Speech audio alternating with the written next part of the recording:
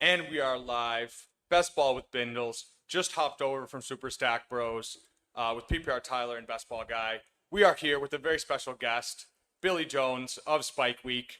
He's in the data streets. He is drafting zero RB until his pants fall off, and he is ready to do it with me as well and give some compelling data arguments of why we should be doing that. So jump in with us. We have a new intro, so enjoy this one.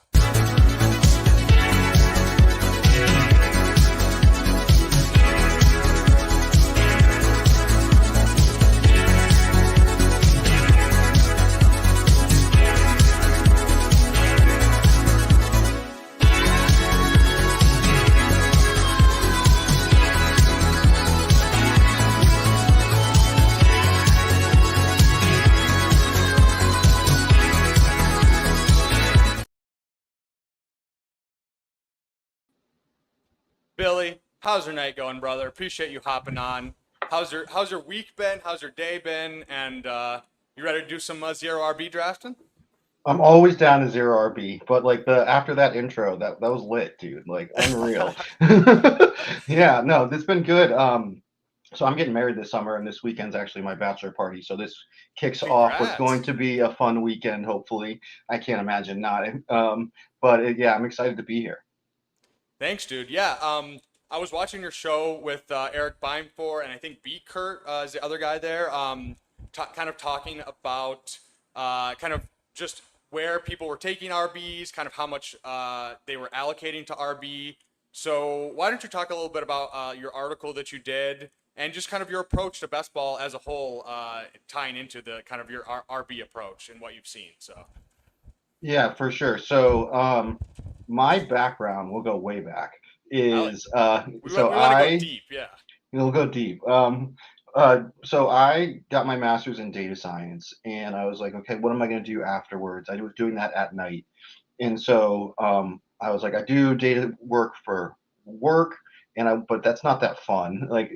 So like football's fun, baseball's fun, and so I was like, okay, I'm going to start doing fantasy sports. I love fantasy sports, and so I started doing that, and it's a little over a year ago. And Underdog was partnering with the Best Ball Data Bowl, and so there was a great data set to start to play with and put theories into action by drafting. Right, you can like talk until like our eyes bleed about like theoretical things, but to go and draft it afterwards is like so much fun. And so I've been fully into uh, best ball because in underdog because they release the data. You can get so much information about what happened, and okay, does that make sense? Is there nuance there that I need can take away, and so on. So I really enjoyed that. And been with Spike Week not that long, but mostly focused on data related stuff. And have definitely been converted to the Church of Zero RB since being a part of the team. Amen, brother. Yes. Um, yeah, it is so interesting because it's like it's weird because people have so much data about DFS and like these other kind of fantasy sports, but it's like best ball is still so fresh, and I think there's still so much that we can figure out and that we haven't tried. And there's only been a few. We're in BBN 5, so 4 BBMs so far.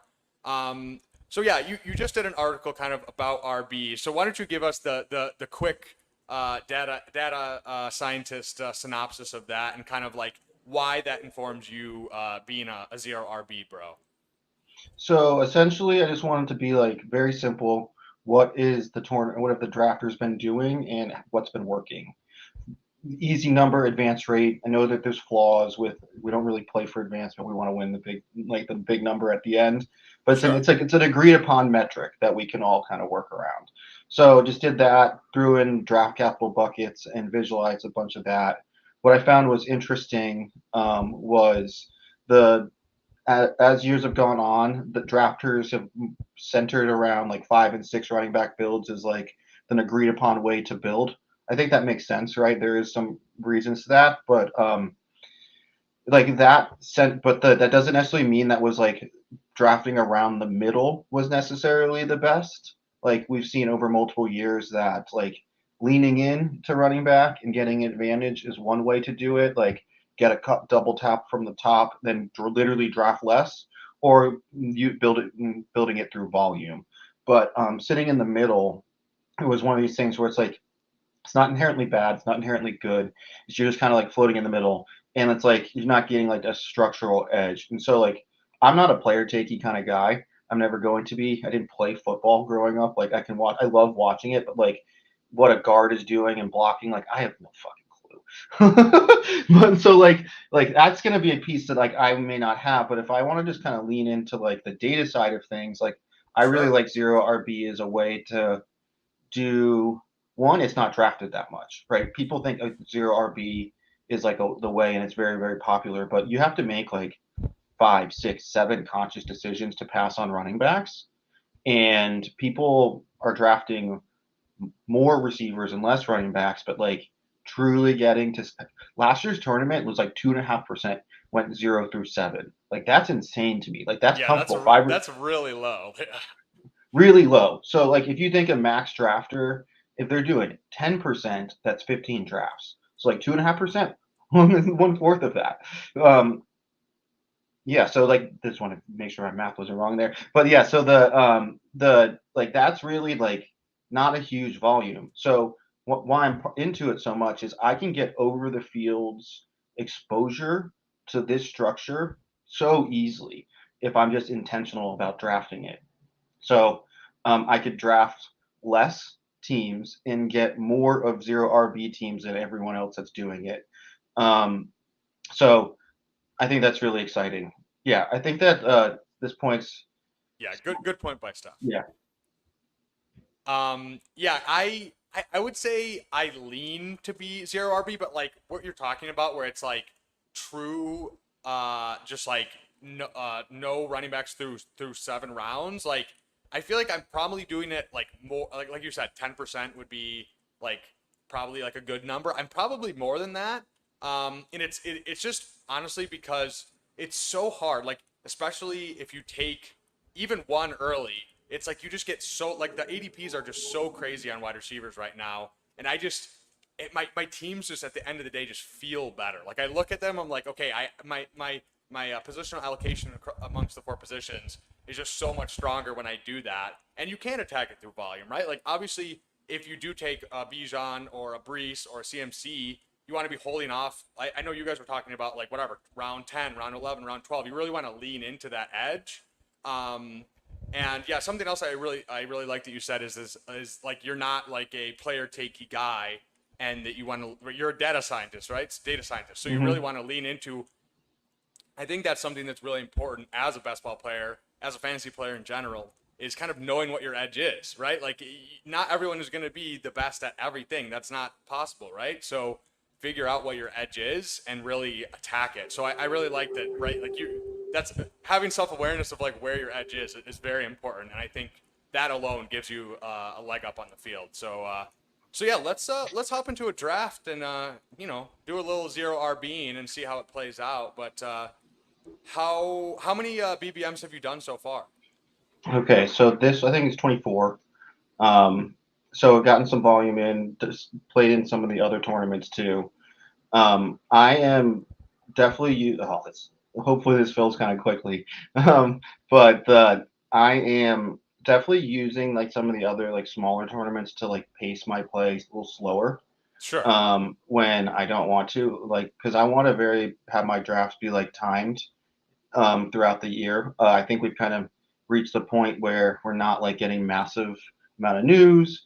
We're not getting like massive ADP changes. We're kind of in like this lull of like slower moving ADP It's a movement. little bit of a dead zone for sure. Yeah, not Yeah, dead, so dead zone, but like yeah. yeah, so it's like things aren't moving right now, right? So there isn't things to act upon crazy. So I'm slowing my drafting down a little bit at this current moment, but I definitely put in more at the beginning.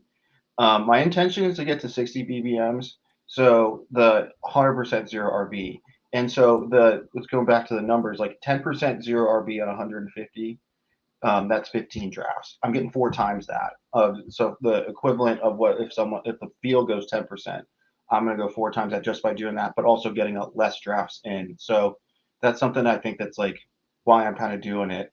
Um, yeah, and since I don't have the player takes, I'm gonna roll in with like some pretty heavy exposures, and not because of player takes, but because of the structure is going to be like I Sure. have more Just of all these first round receivers just because. of course, that makes perfect sense. Yeah. So Steph or David has a good question here for you. Oh wait, what the fuck? Where did it go? Who is Billy's first running back to draft in zero RB build? So after no none through the first seven. So in the eighth and ninth round, who are your like guys that you're just way overexposed to as your first in a zero RB build? And I'm not going to say that it's exclusively through seven. Could be through six. It's subjective to the Okay, value, right? Like, sure. I think that I'm going to be what I'm very intentional about wide receivers early. And then I really like the elite tight ends and the elite quarterbacks. And if I'm getting into there, like, it's going to be hard to really get at like running backs later. So, I don't know if I want to say who like my favorite guy is before we take him, You get sniped, yeah. but we will Okay, definitely we'll we'll address save it them for as they when we're come on the up for topic. sure. Yeah. Yeah. Another thing I really liked that you guys were talking about and that you kind of you coined was kind of like the wide receiver tax. So it's like kind of like this is the tax you need to pay to just like not just have your entry just go into the drain. It's just take whatever it's like I think 4 through 7 rounds or 5 through 7 rounds. And it's so crazy because I they're like I don't think there is necessarily I lean zero RB for sure, but I don't think there's necessarily one right way to draft if you especially if you like I think you want to be fluid a lot of the times, but that is one thing where it's like you need those wide receivers early, especially with them being priced up. So I really liked how you said that and kind of coined that because that is I think if more people just obviously if you're watching my stream you probably watch a lot of best ball content and you're Yeah. pretty aware of that, but I think like that's like a very good way of describing it. It's like this is you literally need this, otherwise you're just completely dead. So Yeah, which makes like, and also last year's data, CMC smashed with like, and if you, there was avenues to drafting less running backs and that working last year. So how do you pull that off, but also drafting receivers? You're gonna avoid these tight ends and quarterbacks, which we like too. It's like, I don't, how do you pull, how do you get them all on your team? I don't know. Someone's got to give. And I just feel like I got a shot with these running backs later. We're at 11. So how have you been drafting the back half of the board? if Puka were to fall to us, I would love that. I'm fine with Garrett Wilson. I think he would be a slight tier above Drake London for me, but I'm fine with. I would like to get two of either Garrett Wilson, Marvin Harrison, and Drake London if we can. But I really view like once we hit kind of the Harrison London, like I really do view it as like a pretty big tier. Like I wouldn't. Hmm. I don't even mind taking Jalen Waddle there at the turn if we get a Garrett Wilson there. Yeah, like I don't. That's one guy I do have a player take on for sure. But I just want to get good, decent exposure to all those second round wide receivers. Okay, so Garrett Wilson does fall. Do you want to go that, or do you want to go Harrison or London? I think we just take the value here for Wilson first. Yeah, I'm down to do Wilson, but like, do we define a 10.9 ADP picked at 11 as a fall? No, no, I'm just wanted to hold you to that. yeah, no. I don't know why, but I thought his ADP was slightly high. I thought it was 10. Not yeah, you're right. Um, you're right. Technically it is a value by point one. So, so who is your kind of guy here in this early second round? If between Harrison, London, Olave, this kind of big group of receivers here. Um, so I grew up in Atlanta or outside of Atlanta. So I love finally being able to like draft an Atlanta receiver and not feel like brutal about it. Um, but Okay. I think I haven't been drafting enough of Marvin Harrison, so I'm down to do either of one of those two. I do think that they're very much in their own tier. Um, you said you're an Atlanta guy. Let's go Drake London. I like that pairing too. Gives us some outs for some quarterbacks later on. So yeah, I think I get the like I don't know like I'm not like out on Marvin Harrison at all. I'm definitely still taking him, but it's just like it's just so crazy that he's going here. But I think Hmm. I just need to just like whatever wipe that from my brain and just be like okay if we're gonna take him I want my exposure and yeah still a little bit of shock value for me, but I should get over. Yeah, for sure. And both of these, like I like that the way there's ways to play these interestingly with the quarterbacks. Like I love Jane Daniels, and like that's you can play that off of Atlanta really nicely. You can 100%. I think that playing Josh Allen with Garrett Wilson is a really nice way to play that matchup in week 17. So we have options here. I also have been like, if I kind of get bullied here, which is possible, like Drake London and Marvin Harrison go here all the time at the turn. I have no problem getting a Nico Collins or even Debo or some of these other players. Like I see this as like you get to like here, like it's just like Choose your own 20 adventure. picks. Yeah, It's like 20 picks of the same shit. pretty much. So yeah, I'm down to like mix it up and build teams that align, but you're only moving one player kind of like pretty significantly, and everywhere else is good. So it's like everyone's like, don't blow up ADP value, and I agree, but like to blow up ADP value like every single time versus like moving someone like 9 picks so you can align them up, like I don't think that that's like that bad. Like if you look at the distributions, you're sitting like right there in the grand scheme of things of like ADP value versus where you like yeah. Yeah, and it's such a flat tier there. So it's like I think Mm-hmm. it's fine within tiers. Like what if it's 6 picks or whatever, and you're like, okay, these guys are. I view them literally from everything standpoint. Like these are like Drake London and Jalen Waddle. Like I love Drake London, but it's like I don't think there's really any difference between them at all. So like I don't know. Like there's not really a reason to take Jalen Waddle there at the turn because he does fall, but like I don't like want to just do it just to do it, but like I would be if there was a reason like correlation wise or anything to like do it, I would be perfectly fine with that as well. Um, so you said you're a big fan of the elite quarterbacks and elite tight ends. Mm-hmm. What like I'm assuming because you're not taking these RBs early that your exposures are pretty high on those both of those buckets.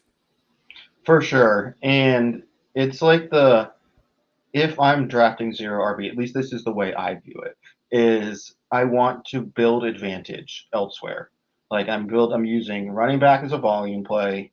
My advantage is that it's going to age beautifully with health, and that's a position that's going to fall into a lot of touchdowns. And like the other ones are pretty like there's not the same level of replacement in later in the drafts. 100%. Yeah. So it's like okay, if I'm doing this, like I want to get some real juice at those other positions, and that's why like I think it just fits so cleanly. The elite quarterbacks, and I'm like when I say elite quarterbacks in my mind, there's two of them, Josh Allen, Jalen Hurts, and then there's like the one Bs after that. Like they were awesome. Hurts and Allen were awesome last year. They had great advance rates. Like they were more expensive than they are now, and they did really well for drafters. So it's like I'm not sure I fully understand the price those down, even though they smashed last year, or like did really well from like a really high cost. I feel like they might. Well, I guess part of it is like I guess Allen like Diggs was going earlier, right, last year. I do think they'll probably move up a little bit as we get closer to August. I'm not sure they'll get to where they were last year, but yeah, I agree. Like I just think, especially if you're not like, because you can only take so many detours, like we talked. And Mm-hmm. if you're like, especially like where we are right here, like this is a really good range. Take an elite quarterback and then elite tight end. I agree. Like it's so hard to replace it later on. Those huge spike weeks, like the massive spike weeks. And I think I'm gonna be super overweight on like Andrews is probably my favorite, but McBride, Andrews, Kincaid, all those guys are just like pretty screaming values to me. So it's honestly hard for me to not take an elite tight end almost every single draft. So For sure. So we're up in one pick. What are you thinking? I mean, we're talking up Allen and Hertz. Do you want to go Allen and then see if we can stack them up later on?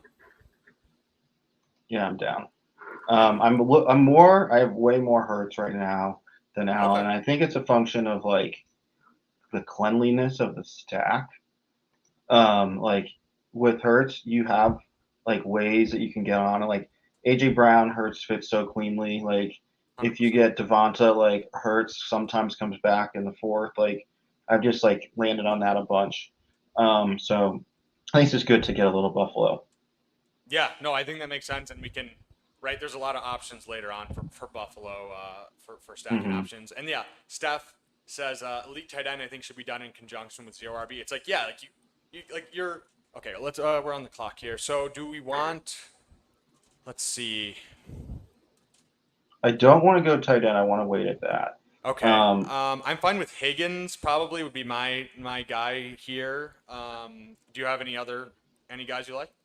I like Higgins. And we have 312 from round Three. from, The but that's playoff fine. pros are coming for us, everyone. I don't care. It's like as long as we don't do 7 or like 6 from 12 where we're literally drawing dead. Like I don't think that that's going to be necessarily a problem. I do think that it means like stacking up Buffalo. We do have to be conscious of like not overdoing it, but True. that's okay. I'm really not like even concerned with like the Allen like his profile. He runs like Yeah. it is what it. Yep. I don't know, but I think that this is like a classic zero RB start. And if we can get Kincaid to come back to us, I'll be dancing. Oh, I hope. Steph was saying elite tight end I think should be paired or done in conjunction with zero RB. I kind of agree. It's kind of what you were mentioning that at the top that like you want to kind of gap everyone else at quarterback at tight end and just get all those elite receivers early, and then you're just waiting for something to break right in your running back room and attack through volume. And I really think that is they pair so well, and it's really a key Hmm. part is elite tight end to zero RB. Yeah, because like elite tight end, the expectations you're only going to draft 2 of them at that point, not 3. Yeah, So you get a roster spot back, which can which is go to huge. this like dart throw running back. And it's like I don't know. I feel like that's like a better use of it from an upside perspective. I agree. And like, yes, you can get like whatever a Noah Fant or whoever the hell Hunter Henry. Like they can give you spike weeks, but like even the magnitude of the spike weeks, like a Mark Andrews, a Kelsey, a McBride, like they're much more likely to give you like instead of a whatever, maybe it's a 18 or 20 point spike week for Hunter Henry, but it's like a 30 point spike week for one of those other guys. So it's like it really is hard, even if you do attack later on, to really reach that like upper crust of tight end Hmm. scoring. So can happen, but For sure. There's multiple very smart people have written about the power of a tight end and what it can do in the playoffs. So it's like I think that that's what I'm gonna be like. I track all my stuff. Obviously, Spike Lee's got some great tools, and elite tight end, elite quarterback is just it's gonna be like a massive part of what I'm doing. Let me show the board. Is anyone doing anything that I always love to take a look at the other people and being like, what are they doing? How do they build it? Love this yeah, 8 hole, like trying to build it backwards. I'm always curious. yeah, 8 hole. That's at see like George Pickens is your wide receiver one. That just seems very like you're gonna have to really hammer a lot of wide receivers and don't love that start. Yeah, we got the 10 hole is pissing with Puka Marvin Harrison paired up, so that's a nice week 17 right there, and then Tank Dell Christian Kirk through 4 rounds. I really like that start. We got the 6 hole with we got 6 hole with Amon Ra Ayuk, so the week 17 there, Neighbors, and then goes Pacheco as their first running back. I really like that, and then we see the 1 hole kind of with a CMC, and then getting two Bears receivers and Mike Evans. So yeah, like we were talking earlier, like if you take CMC, you really want to lean into that edge that just CMC is going to absolutely smash, and wait on your second running back until pretty late. So yeah, there's some interesting starts. Anything else that stands out to you for anyone else through these first four rounds? Um, I think that's you covered it pretty well. I think I'm not like I have not. I at the moment my intention is to 100% zero RB, but like if I'm going to do it like it's like these other the traditional builds and draft a running back at a reasonable time, then I'm waiting, right? Because in those builds, the hammer that I have selected is a running back, and I don't know, like why am I wait? I feel like the biggest piece of information that I can have is health and volume, like knowledge. So I'm just gonna wait on that. I understand that I might lose some like paired value with it, but I think there's some great analysts out there that are able to pull some of these like Pat Crane has a whole thing in Legendary Upside about like which running backs are the guys that you need that can actually get there. So I'm like going to wait for people to have this analysis before I lean into the strategy. Sure, I think that makes Yeah. sense. Yeah, it's just such a weird like information period right now. Like there's so much that we Hmm. don't. There's so much ambiguity in situations that I think we do. Yeah, like I mean, what the two BBM last two BBM winners were both like in July, I think, right? So it's like really, I think like halfway through July through August is like when we can start to get camp reports and other stuff that kind of can play out, and whatever injuries will happen during that time too. So it's like you want to mix in a little bit throughout the summer, Hmm. but definitely like a little bit more towards August, I would say. Okay, we are back up in a couple picks. Who stands out to you here, and anything else? Anything else you want to do? I mean, like, let's be real. Like, we know what we're doing if we get it. Um, and I think it just fits too nicely. And Let's then, yeah, I'm just hoping that the 5-0 is not watching me and wants to be rude. Okay, let's go. You comfortable with this? 100%, of course. Okay, let's do it. This is like screenshot worthy by week 12 kind of stuff. Yeah, it is. Who But we'll be smart going out the remaining I was gonna say parts of the we draft. Neil Orfield, who I draft with once a week. We He go would back not and like this. yeah, I was gonna say he is like the biggest like he's always thinking through bye weeks. It's so funny to me because I don't know like I'm not I'm kind of like in the middle. Like it's like I'll be somewhat cognizant of it, but I don't really care. Um, okay, I'm I fine with like Calvin Ridley a lot. I would even say like DeAndre Hopkins over Calvin Ridley personally, but ADP says otherwise. I So was gonna say what about Coleman for the Buffalo, or is that too much week 12? for me, that's too much week 12, Okay. and I don't know. Calvin Ridley's we'll roll with him. I'm personally big on Tennessee this year as like a passing offense that is just going to throw the ball an absolute boatload.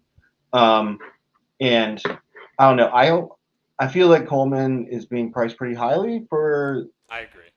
I don't know like talent level. Like Brian Thomas is a way more talented player and is still pretty like I don't know. It's just like it's the valuing of him hitting like the perfect landing spot, and I'm like, okay, that's fine, but like I also do have some pretty good price Coleman now, so I'm not like rushing to go get him at Sure. pick 70. Yeah, I get it if you're stacked. Like it didn't really make sense, right? Because we already had so many week 12, and we just got Kincaid falling to us, so I don't want to lean too much into that. But I think he's fine stacked, but like it doesn't feel great. It just seems like I'm a big Deontay guy. I think Godwin. Like there's a lot of guys later on, Rashi Rice, like where I'm just like it's just doesn't make sense to me why he's going there other than just like okay you want a stacking partner for Josh Allen. So definitely fine passing on him there. Yeah, I'm definitely on in the same boat with you on Tennessee. I think bringing in Brian Callahan, they're gonna. It's just I think people still have like just like the same old Titans like narrative in their head, and I don't know if Will Levis is good, but like I think they're gonna throw it a lot. It's almost like kind of like a Jameis situation where like they're just gonna throw it a lot. Probably will be some interceptions and some bad plays, but like I think the volume will be there. I don't know. Like Will Levis, Will Levis can be like your classic like better and best ball from the late rounds. Like yeah, you don't, 100%. he probably never going to be that great, but he's going to chuck it deep a couple and get a couple like really big games a year. And if he's able to like enable some good pieces, but you can build a team like this with the anchor quarterback around his pieces, which he's enabling, but he's also throwing 2 picks a game. Like, I don't care. Yeah, who gives a shit? Yeah. Yeah. So I think it's just like such a fun offense, and the running backs are someone that I've been getting to, um, hence Yep. the thumbnail. I was gonna say we got Tyjae Spears on the thumbnail. I mean yeah, like I prefer Spears at cost to Pollard. Like he was just way more explosive last year. But what's explain your love for Tyjae Spears? Well, I mean, that's it. And the news is every piece of information I hear is like 50-50 split. They're both going to get it, run the hot hand. Like, also, their offense is going to pass, pass, pass. And not, and they're totally fine passing through the running backs. And one is considerably cheaper than the other, which doesn't make sense to me. So based on that simple like logic alone, I'm going to take the cheaper one. But I'm kind of hammering both of them. They're both in the window where I love what they're doing, where they're like priced, and I can, for me to like fade someone in the running back window is to like come in at like 8% because my like if my in the zero RB, your running backs are going to be like distorted high because you're like, as we talked about at the top, like I'm going to have more wide receivers up in the first couple rounds than most people because I'm ignoring the running back. So it's the same flip concept. Like for me, a fade is like still, I'm 8%. My 4% blanket's 8%. Yeah, I was gonna say I gotta order one of those when I get off, just purely for Yeah, the bit. Um, all right, so it we better are. be comfortable. Yeah, it better be better. Hey, I do have a That's Fair shirt. I have a Splash Play shirt. The That's Fair pocket tee. If you guys haven't already gotten that, like that shit is very nice. Like I was Hmm. surprised by the quality of that one. So I really like that. So okay, so we have four. We're at a 1-4-1 with zero running backs so far, which is on brand. So Josh Allen, Garrett Wilson, Drake London, T Higgins, Calvin Ridley, and then Dalton Kincaid falling all the way to us at 59. We are back up on the clock. Do you want to So hit? it's one of these two receivers and then a a running back. The only Let's go thing I'd say is Watson. okay, I like that. The only I thing was I was gonna gonna say. say is the Kamara on the front side. I have a feeling that he may go, but he's already got two running backs, so I'm gonna dare him to take a third and like ruin your team, bud. Yeah, it's not great, especially because he took those too early, right? It's the 10 spot. So Yeah, yeah, he's got. I was just making the case for Watson in my last show, but he has like the same amount of, I think it was like I forget what the qualifier for Spike Week was. I think it was like 15 plus point games or 20 plus point games, but he had the same amount as Brandon Ayuk and Jalen Waddle in the last 2 years, and that's with 10 less games than Ayuk. He just, I think, obviously, he's kind of like Will Fuller, where it's just like if he's on the field, I want to be betting on the Packers offense. Just kind of young offense ascending. Jordan Love broke out last year. I still think Christian Watson is very talented, and obviously his hamstring could just go to shit. But like, if he gives me 3 or 4 spike weeks, that's all I need. Um, So I'm it's fine. either Cortland Sutton and be done at 6, or draft one of these running backs. Your choice. I like Najee, Brooks, or Jalen Warren, whatever one of those guys you want to do. Let's do Najee Harris. I think that we're going to be annoyed with how many touchdowns Najee Harris scores this year. As just a general community, like we're gonna be like it's like this is where he's been a good. We've been complaining that he's never been a good value, but he's a good value now. And I don't know, like you look at what he does, he's just like 8 touchdowns a year. Like that's what we want for these kind of like running backs in this range. I was gonna say, and in a zero RB build too, like I really like Jonathan Brooks, but like as your first and in zero RB, it doesn't feel great, right? If he's coming up a Hmm. little bit slow in the beginning of the year, you could still do it and just backfill with some more like Gus Edwards typey guys. But yeah, I'm really in on Najee and Warren this year. I just think we know Arthur Smith offenses are so running back centric. I Like think all you literally, Arthur Smith said like 1,100 plays, 550 rushes. I mean, it's just that's just like that's crazy stuff to be doing in modern football. Yeah, and they beefed up their O line too, right? I think he just had a quote talking about like who the wide receiver two was, and he just like didn't really say anything because it's just like we don't even care about our wide receiver two. We're just gonna have Pat Fryermuth and what's his name, the other big ass tight end they have. I forget what his name is, but whatever. They're just gonna be running the shit out of the ball. So like I think both Najee and Warren are great picks at their current ADP, and especially in zero RB. Like yeah, you said 8 touchdowns, like. I think you get even more than that. Like, just based purely on the volume and just I think he is the goal line back still. So, yeah, Hmm. really good pick there. We saw last year with Arthur Smith. Tyler Algier and Bijan. Like he was taking Bijan off the field to give the bigger back in Algier work. So it's like that kind of smells like Najee Harris is going to be the goal line back and get a lot of goal line opportunities. So yeah, I'm very in on him as well, and really good as the first here. That's a nice turn, right? Like Watson doesn't always fall to that point, and I think yeah, we can take one more wide receiver later on, but now we're in the juicy RB range.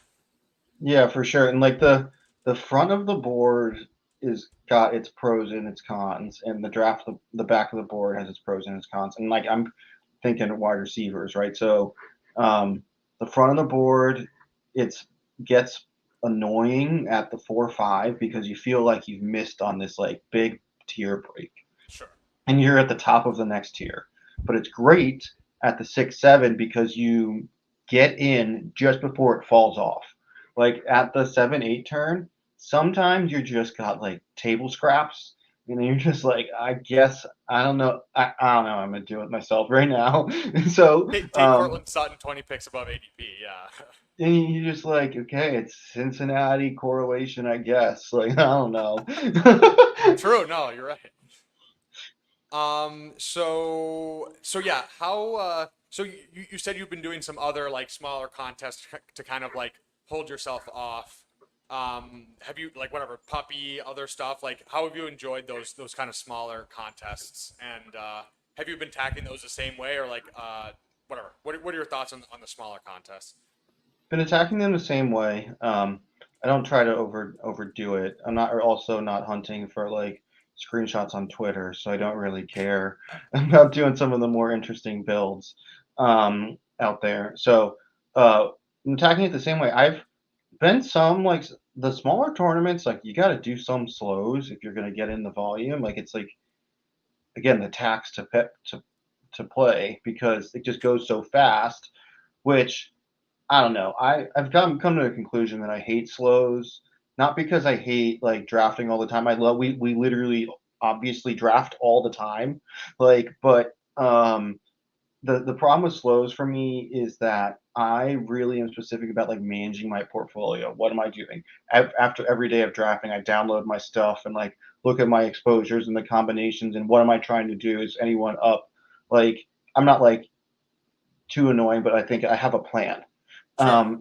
And I can't really do that with my slows because they're kind of Yeah. all coming in right. Like I can't manage how I'm drafting in the fourth round when half of them are in the eighth round, but I can't get to the data of the fourth round for that pick. So it's like I don't know. It just kind of pisses me off.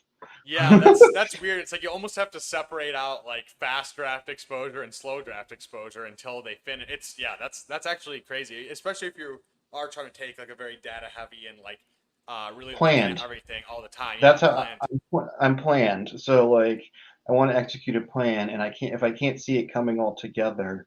It's a struggle I for me. I This is like my uh I go like ahead. Javante here or B Rob, and then see if Spears or Pollard comes back to us. I don't know if you have. I like both those guys pretty equally. So I whatever you want to do. I think that I mean it doesn't matter. I think whomever whatever running back we want, we should be able to get either of them. I like Robinson. I love Pollard. I love Spears. I think that for the bit we can draft Spears, even though this would be a great price on Pollard. Um, okay. Oh my Oh, goodness. Have fun. snap picked. Yeah. Have. So Let's do you take. want to go Spears for the Tennessee thing we're doing? Yeah, for sure. I think it makes a ton of sense from like the team we're building. It is for the thumbnail and all of that. So it kind of Got just to do all it. the synergy is there. Absolutely. Let's rip it. And then yeah, see this is like these RBs. Like I think B Rob. I just don't. I guess it's Eckler just being there and like the name of Eckler, the name brand of Eckler. But like I just think he should be going like right kind of where Najee is going. Like I'm very in on B Rob. I just think he is better in the passing game than people realize or expect. And he kind of can be like kind of a younger James Conner, like kind of in that Cliff Kingsbury offense, where Eckler will kind of be playing the Chase Edmonds role. So all in on him. Same thing, goal line work. He'll probably get almost all the goal line work. We hope.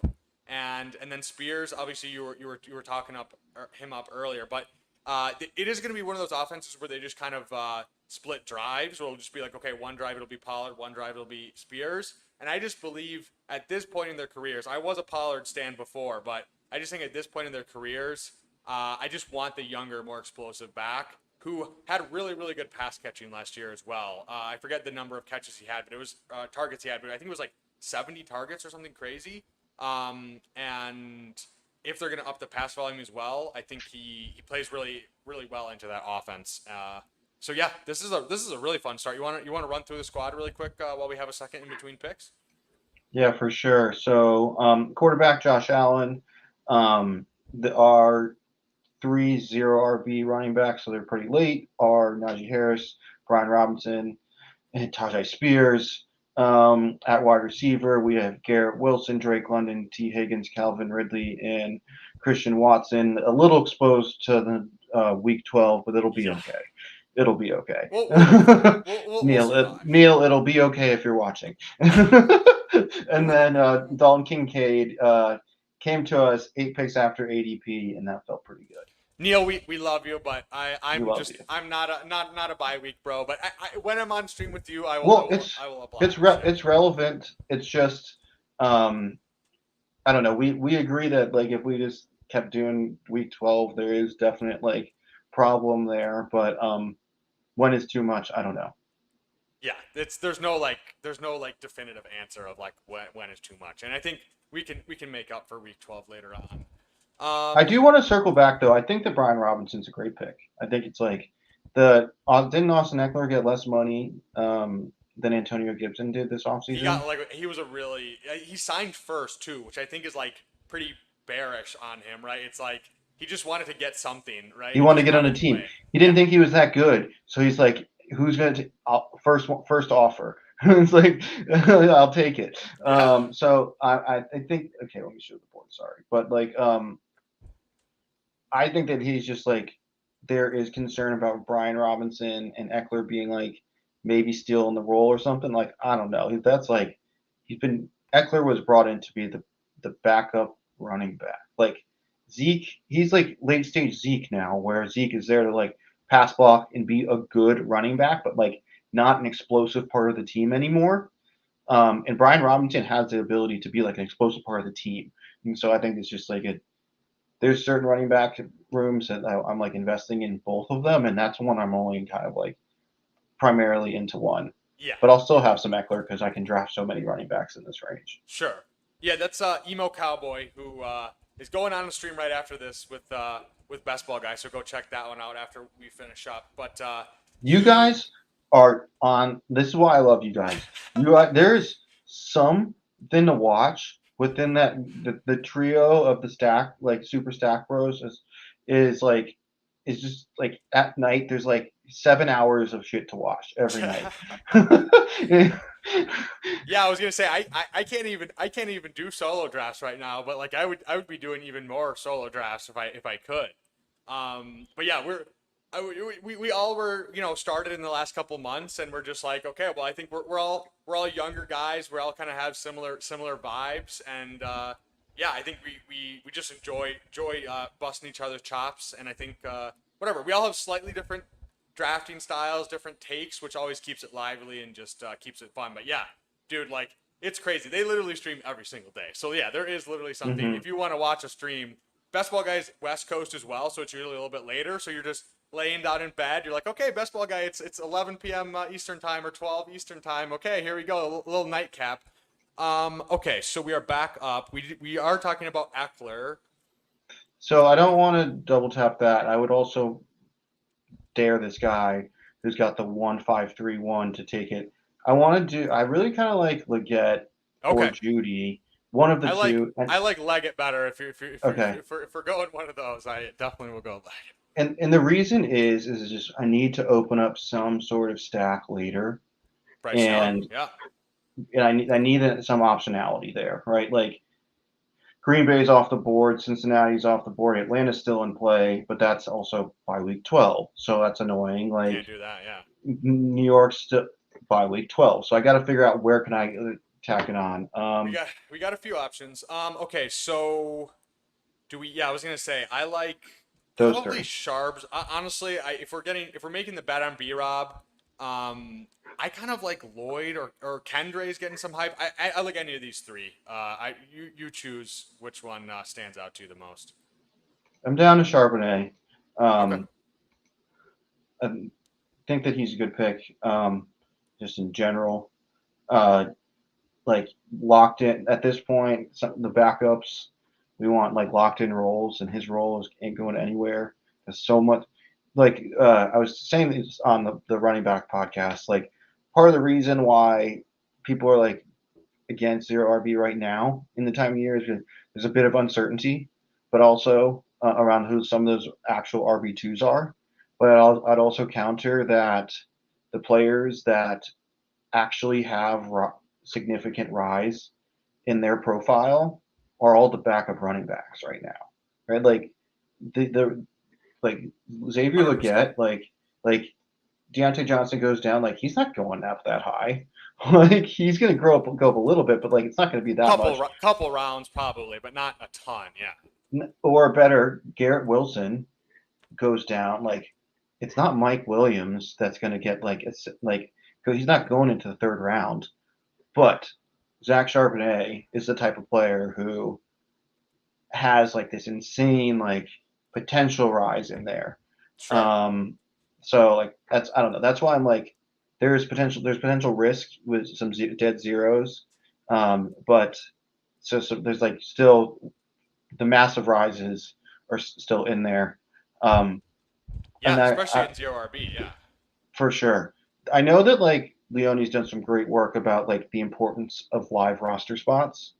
And I don't know how like if this would be parsing the data too much or not, but it would be fascinating to be the impact of like certain dead roster spots. Like within zero RB, my expectation is that there's going to be some like dead running backs that don't do anything, but that's okay because I don't care. Like if I land three massive hits out of like my 8 or 7 or 8 running backs, like that's an under 50% hit rate, but that team's probably cooking if Absolutely. if I if I'm able to pull like starters out of the back of the draft. So like I don't know. I'm curious. The dead roster spots. I'm like I wish I could way to parse it without being like too granular. Sure. It's hard. Yeah, it would be hard to really break out the data. But yeah, I mean, even anecdotally, like even El Coach, my guest host on Wednesdays, he finished Hmm 15th in BBM four, and it wasn't zero RB, but he had like I think it was Rashad Penny, Evan Hull, and there was another guy that were literally complete zeros, like almost the whole year. They almost gave you nothing, and he still finished 15th and made it to the finals and finished 15th. I mean, he did have Brees Hall, so like that helps a lot. But like, hmm that's not the same exact example, but it does just illustrate like you can have some dead roster spots as long as you have those big hits. And some of those backup running backs and like these upside shot running backs in this range do give you the opportunity to truly hit those big hits, whether through injury or just breakouts. That's really nice. I do have to run the Xavier Leggett clip really quick since we did take Oh, him and I 100%. didn't run it. So give me 20 seconds. Oh no, man! I woke up ready, man. I got a call right after I got dressed. They was coming to pick me up at 9:30 in the morning. I told them I'm gonna be ready.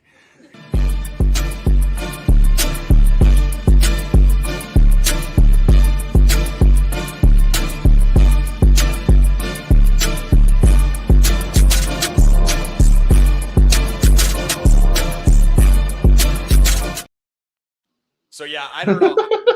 I think That's great. Xavier Leggett is like my fucking guy this year. Honestly, Deontay too. So like I'm just suddenly the Panthers guy, which I've never been in my entire life. But I just think first round receiver. I get that like we just have the Panthers stink on us from last year, but like they brought in Canales, who's like revitalized two quarterbacks' careers in the last 2 years. Um, Outside of I think Deontay is the one, and I'm definitely into him as well. But like Adam Thielen, Mingo, and then they brought in like a fourth round tight end in Jatavian Sanders. I don't think their defense is amazing. I think they're going to be passing a lot. So like Leggett's profile is not like amazing, but there is some like things you can explain away about why he didn't break out until his last year, and then because that year he did break out his senior year was like absolutely bonkers. So I'm all in on Leggett. So hope you guys Hmm. enjoyed the clip. What do you want to do here? Um, Anyone of these running backs stand out to you? Ray Davis does go with our Week 12 thing that we're already going. I We're feel already like we're already playing I've Buffalo. yeah. Yeah, let's do Ray Davis. I've seen some. I forget who I had on. It was kind of saying like I think it was in a different contest, so it doesn't necessarily apply. But it's like if Ray Davis is kind of the goal line back, like they might have a little bit of like being leveraged against each other. But okay, let's see. We have. I like Gibbs. Oh yeah, Vidal or oh yeah, you want to go Hunter Henry? I like Kincaid, Hunter Henry, and I'm probably done. Like I'm pretty comfortable at tight end. I feel like Henry is about as boring as it gets, but he's a good professional tight end.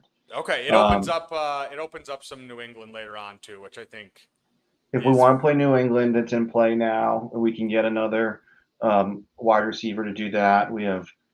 This is what I think is important. I want to talk about that okay. people don't talk about enough is like thinking about or like we always talk drafting backwards to front, but back to front, but like planning your stack outs.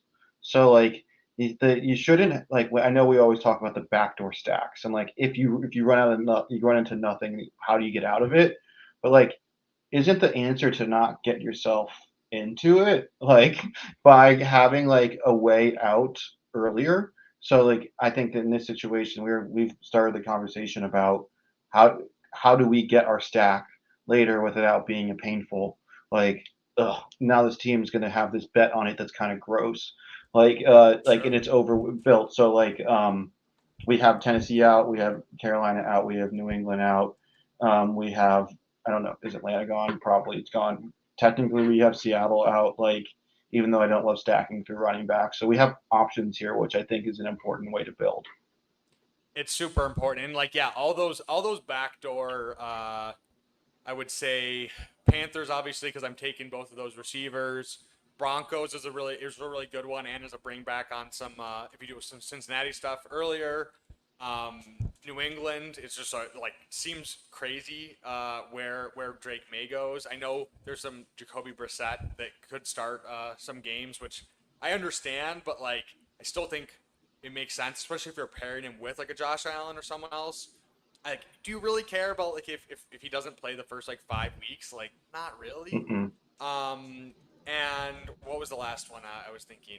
Fuck, I can't remember. But yeah, there's a lot of like good backdoor stats, and it's like it plays in so well with what we're talking about with zero RB as well, where you can kind of just hold off on QB, build out some backdoor stacks, and like one of the stacks is gonna fall to you, and you can choose whatever one you want or whatever falls to you. Um, yeah, I really like Hunter Henry as well. I think he's just a really kind of the last of a tier of tight ends Mm-hmm. where I just have like really any confidence at all, and we can go two tight ends with those two with the Kincaid falling to us at 59. And now we can just one more quarterback, whatever one we want to stack up, and we can see what running back and wide receiver value falls to us. So yeah, very very nice pick there. I do. I was on with Ben Gretsch last night, and he was talking up Mm-hmm. Kamani Vidal, and just I think Gus Edwards just is kind of. I think there was a blurb out today that he was dealing with some injury.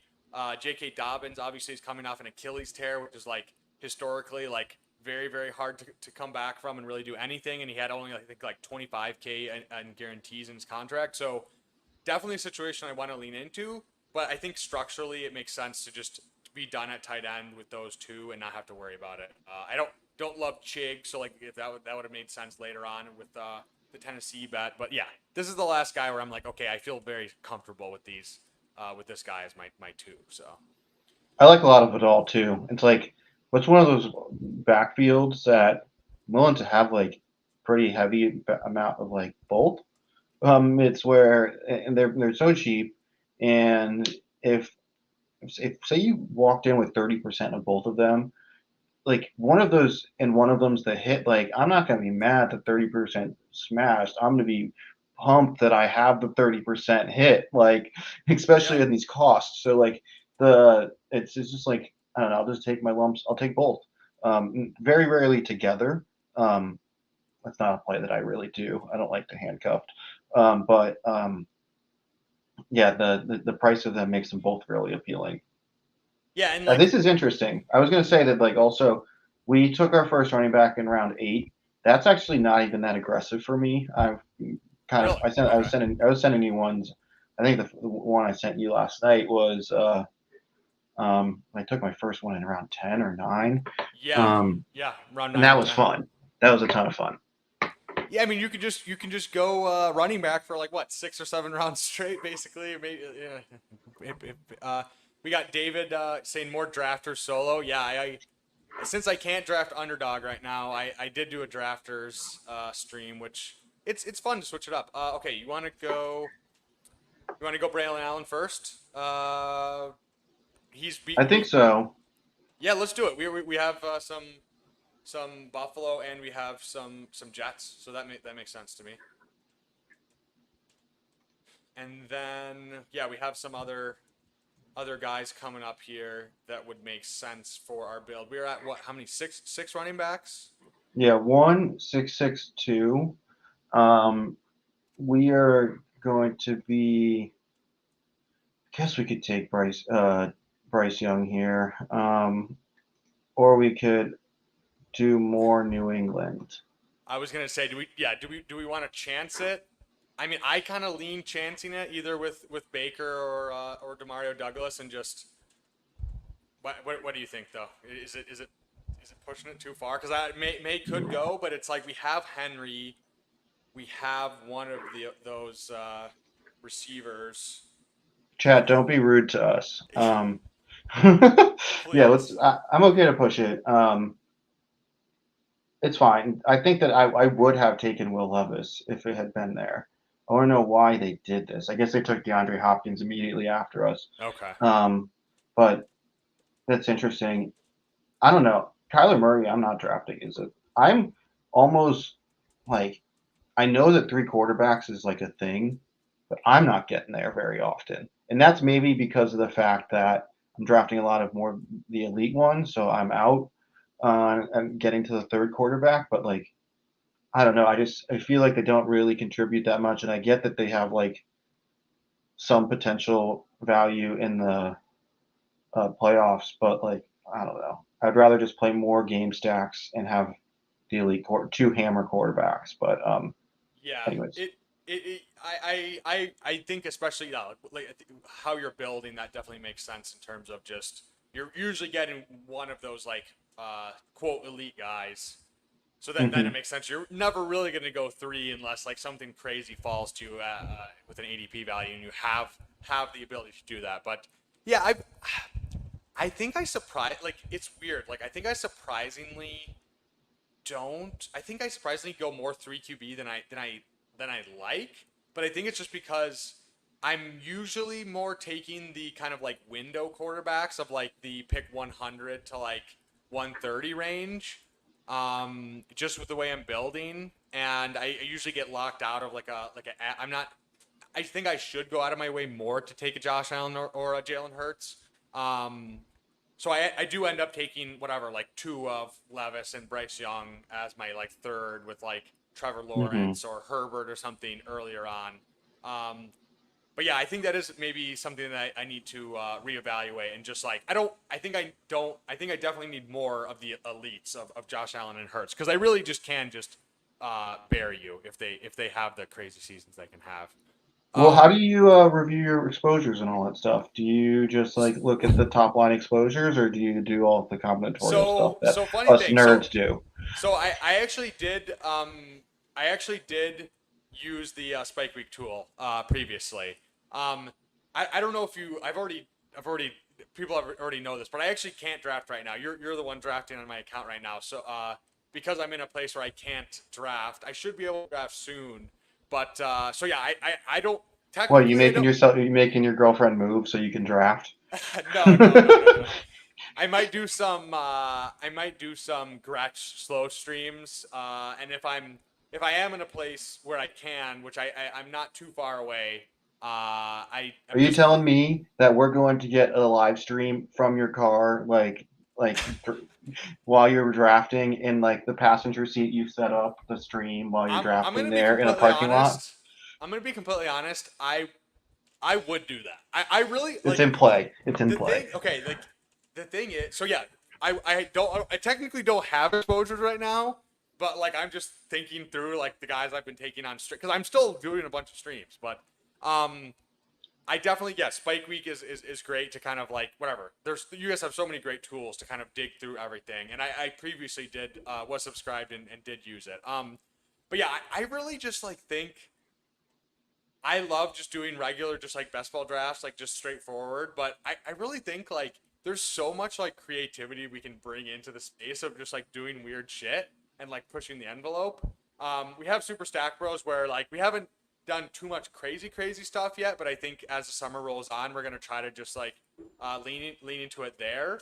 But yeah, man, there's so many weird streams out there for like video games and like other type of content, and I think like randomizer is going on right now, so that's like a really cool one that Pete does. But yeah, there's a lot of Hmm. things that I think would be fun to switch it up. Let's go, May. Yeah, of course.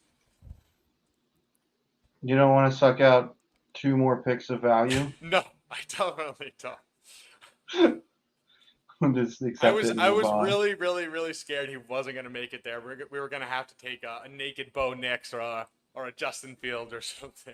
I would have done Justin Fields over Bo Nix, just because I believe that like the when Bo Nix is going to hit, he's going to crush through his receivers, Sure, whereas like check downs. Justin Fields is going to do it on his own. Um, That makes sense. Yeah, so yeah, I'm not huge on Justin Fields, but like I think I understand the logic and where it works. the Um, thesis. yes, favorite last round running back for you? Um, let's see here. I'm just trying to think if we have any correlation here. Oh, at this point, I just want to pick the best guy. I I don't really mean, care. I don't hate Madison. I actually, you know what? I was just talking Oh, up I Eric. do. Oh my goodness. I was just talking up Eric Gray. Because Yes, he's less than please. 5% drafted right now, and I think that's huge leverage on the field. Off of the Tyrone Tracy stuff. I like Singletary. Like I think he's just good. Like it's weird. Like he's like he doesn't seem like he would be good, but he just is good. But I think if I can get the RB2 there at in the last round, I just think that's huge leverage on the field, especially whatever could be a zero, but I also think it could be a huge hit. And that yeah, so yeah, you were leaning towards Eric Gray as well. What's your Eric Gray case? Oh well, will show you this really quickly. Your exposure to Eric Gray, 40%. Yeah. So I just believe that it's like this. It's a, it's got some good news there. It's a second year running back with not the competition ahead of him is relatively light. And it I just feel like I can back off anytime. It's not going to kill me. But from this type of the time in the draft, like I'm looking for news bits that lean towards that. And he said his news blurbs have been like he is got the receiving role or is like working as the receiving role. Like not just like, oh, he's doing what you expect him to do. He's like he's got the role and he's doing it. He's just like a lot of positive things going that way. And I don't think there's a ton of positive coming out of like this range. I don't know if Yeah. I explained that very well. No, you did absolutely. It's just like I mean, yeah, like Bigsby has like all these guys are just kind of guys, and if there's any positive news or anything that you can kind of suck out of the Twitter space or whatever, that definitely makes sense. And all right, you want to run through the squad really quick, and you want to talk through your exposures or anything before we get out of here as well? I don't know, like if you want to do that, but I don't know if I want to do it just because I would need to do it like with a grain of salt okay, because they're going to be zero RB exposures. So my like exposure for are a just crazy. Yeah, you 14th said round running back is expected to be 20%. sure. So like that's my baseline for those players. So it's just like distorted. So I don't know. if it would be fair for someone to look at them, right? And without Sure. like explanation, and The I don't know. context. Yes, Yeah. without the context and the explanation. So I will at some point for sure, but Okay. I don't know No, if I no. have my spiel yet. That So no, I no, no. got, You yeah, kind of were hinting at it that you're like, yeah, like these are not what you would think. Like if someone just posts their exposures, this is not what it would be because of the way you're building. yes, exactly. Um, yeah, that was my 24th though. Looking at the roster, um, Josh Allen and Drake May, so elite quarterback with elite upside late play, but some risk too that he may not have get the full workload. Fine, we're gonna have Allen to be our stabilizer. We got until week 12. That's that's a long time. We got time. We got plenty of time, and I think that's an important note that like there are some uh, quarterbacks that have like a week 7. I think JJ McCarthy has a week 6 bye, and I think that that's super logical for him to be playing week 7. So if you have like a week 5 bye Sure. quarterback, what are the odds? I think there's less likelihood that he's playing in that game. But don't want to get derailed. Anyways, the running backs, classic zero RB running back team where we started with our first one at pick 86 and our second one at pick 107. So we got Najee Harris, Brian Robinson. Combine those names. Najee Harris, Brian Robinson, Tajay Spears, Zach Charbonnet, Ray Davis, Braylon Allen, and Eric Gray. So a little bit of correlation going on as well. We'll get to that at the end.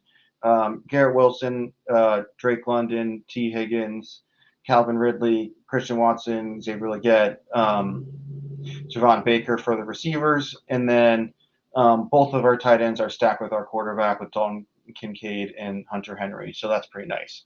Some correlation too. So we got like we're playing Buffalo with the Jets. We got some of that going on. We got Atlanta. We don't have the quarterbacks, but we have Atlanta right here. Drake Washington. London with Washington and so on. Like I do think correlation is important, but I'm more. I think stacking a team is more important than like hyper doing correlation, especially in the later in the drafts. Like if people have the plays, like go make the plays. Um, but I don't know. I really like that both of our quarterbacks are stacked with pass catchers, which I think Super makes a important. lot Yeah. of sense. Yeah, I really like this team because I just like you can see how this team can win, right? Like Josh Allen is just absolutely smashing with Kincaid. We have our super strong wide receiver room with some stacks going, and then we have kind of our like I guess I don't want to say like early season guys, but like Najee, B Rob, and Spears should be like the guys that can get you through some weeks, right? If for some of these later contingent and rookie bets, right? So like Charbonnet, if Walker were to go down, Ray Davis, if he just is better than we think, or if Cook were to go down, Braylon Allen, God forbid Brees Hall were to go down, like he could have a huge role. And then we were talking up Eric Gray, like we have the guys to kind of like hold us down, and then if one or two of those last 4 really pops, like we are absolutely cooking with the rest of the build we have. So that really is the strength of zero RB, and it definitely played out well in this draft. And I think that's a good example of it for anyone that hasn't done a lot of zero RB drafting. Like this is how it can play out, and I think this is a really good example. So Yeah, this is a fun one. Um, I had a ton of fun doing this. This was a great draft, classic Billy Jones draft. hell yeah. Um, yeah, could even get more aggressive with it. Maybe that's next time I come on, we try to push the limits of zero RB rather than just showing people how to do it. Absolutely, dude. Yeah, no, Yeah, thank you so much for coming on. Yeah, like I think all the data work you're doing is like really cool, and I think there's like obviously a lot more. I'm sure you'll do more stuff throughout the summer, but yeah, go check out Billy and his articles at Spike Week. I have his other YouTube channel linked down below, so go give him some love. And yeah, definitely we'll have to have you on again sometime throughout the summer, Billy. And really appreciate you you coming on and rocking the shades in the thumbnail. That was absolutely electric. When you sent those through, I was like, hell yeah. Yeah, if it wasn't me having a long day at work and I was like, I'm not putting my contacts in right now, I would have rocked them on the show. But it was just like, no. I've just been staring at a screen all day. I'm not. Yeah. I'm comfortable in my glasses right now. I'll put my hat on backwards. Streamer, bro, of course. Yeah, of course. All right, everyone. Well, we don't have a stream tomorrow, unless I just do an impromptu drafter stream. We'll see how the day goes. But Saturday I will have oh fuck, who am I having on? This is the problem that I have with I'm doing so many streams. Paul Patterson, who I know him from the Bulletproof Dynasty Discord. He's also a best ball bro. He has been absolutely killing the Dynasty content over on his Dynasty channel, Pure Potential. He's been blowing up. I think he hit 1K subs in like 2 months, and he's had some really crazy videos pop off. So really excited to draft some best ball with him and get to know him better. And Billy, thanks so much for hopping on, man. This was really fun, and we'll have to do it again soon in a couple weeks or whenever works for you. Yeah, I'm down anytime. Awesome. Thanks so much, everyone. Make sure to like, subscribe, all the different things. Leave a comment after, really helps the algorithm. And we will see you guys next time. Have a great night.